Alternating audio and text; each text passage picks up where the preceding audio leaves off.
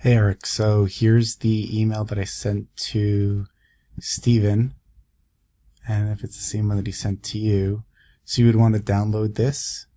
You probably already did some of this.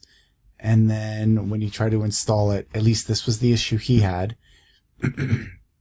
You're going to find the zip file, you double click it, it opens. You could double click on the box, and it says, and I don't know if this is the error message you're having, but for him it was the security preferences. So we actually went to security preferences, and when we came here, it says allow apps downloaded from, and it says right here 900, 800 color printers was blocked from opening. You just click open it anyway. You type in your password, and then it's going to open it up for you. Are you sure you want to open it? Open, then you just follow the instructions on it. Okay? I hope that helps. Please let me know if this wasn't helpful and if I could help in any other way. Thanks. Bye.